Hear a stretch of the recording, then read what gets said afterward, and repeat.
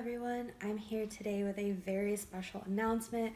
I'm super excited. I have created a Read-A-Thon that I am going to be running in April.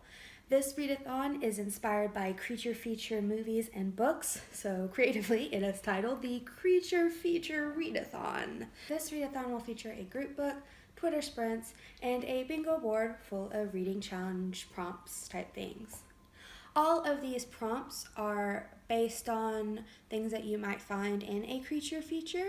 You do not have to read something specifically of the creature feature variety, but the prompts are going to lend themselves to kind of favor those books, but as long as they fit the prompt, if it's something not quite specifically a creature feature, then that's fine as well. I'm going to put the bingo board up on the screen so that you can see it as we go through the prompts.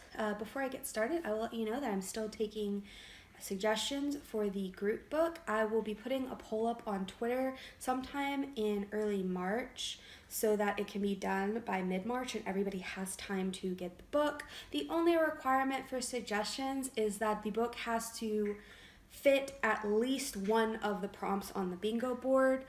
There is not a prompt on the bingo board for the group book, so just the group book needs to be able to fulfill one of them. So starting off on the first row, the first prompt is, "It came from above." For the "it came from above" prompt, it needs to feature some sort of creature, monster, animal, or something that can fly. It does not have to primarily reside in the air, but it does need to have the ability to fly.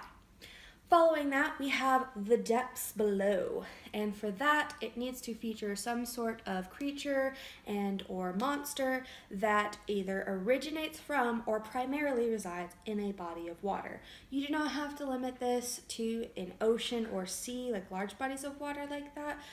It can be things like a river, a lake, but it does have to originate from or primarily reside in one of those. Or if the book primarily takes place, like I would say 90% of it takes place on a body of water or within a body of water, and it doesn't necessarily have one particular prominent creature, I will say that that counts as well. Next we have "tiny terror," and for this one the book needs to contain some sort of antagonistic force that is tiny. I know that people's definition of what constitutes as tiny might be different. If you really want some parameters, I would say just make sure you stick to something smaller than, say, a 5-year-old child, but I'm going to leave it up to interpretation of participants in the Read-A-Thon what they consider tiny, so if you feel like it counts, then it counts. Finishing up our first row, we have "ancient evil." And so for this, you need to read a book that contains something that is currently extinct, or that we at least believe is currently extinct. So, I mean, things like dinosaurs, megalodon, things like that will happen. But any book you have in mind that has something in it that we have brought back from extinction, or just we discover is no longer extinct, is fine. Moving on to our second row, we're going to go with "it's a conspiracy." And for this, the book that you're reading needs to contain some sort of government or major corporation conspiracy or cover-up. Next we have "we did it to ourselves." For this, the major problem, antagonistic force, creature, monster, whatever in the book needs to have been man-made. So it's something that we did to ourselves. It's our fault that this thing that is a problem in the book is a thing. Third prompt on the second row is classics. For this, I'm not really going with a traditional definition of classics. What this prompt is the book that you're reading needs to have been published at least 50 years ago. As long as the book you want to use for that square has been published at least 50 years ago, you can go ahead and mark off classics. Finishing up our second row is the prompt "Rouge Reptilian." So this means that the book needs to prominently feature some sort of reptilian being or animal or creature of some kind prominently. On to the third row, we have "killer plants." I feel like that one's pretty self-explanatory as well. The book needs to contain killer plants. Following that up, we have Not of This Earth. So the book needs to contain either something that came from outer space, another dimension, something along those lines. So any book that contains something coming to Earth from somewhere else will count for this prompt. Next we have Pick Your Poison, and for this one, the book needs to prominently feature something that is either poisonous, venomous, or both. Yes, there is a difference, and yes, both count. Finishing up our third row is Creepy Crawlies. So this book needs to prominently feature something you would consider a creepy crawly. Things commonly considered creepy crawlies would be, insects, arachnids, lizards, snakes. You get the idea. On to our fourth and final row, we have B-movie star. So creature features and B-movies have a lot of crossover that are not always necessarily the exact same thing. So for this square, you need to read a book that was made into a movie. I would highly encourage it to be a creature feature movie or a B-movie, but it doesn't have to be if that's really not your jam.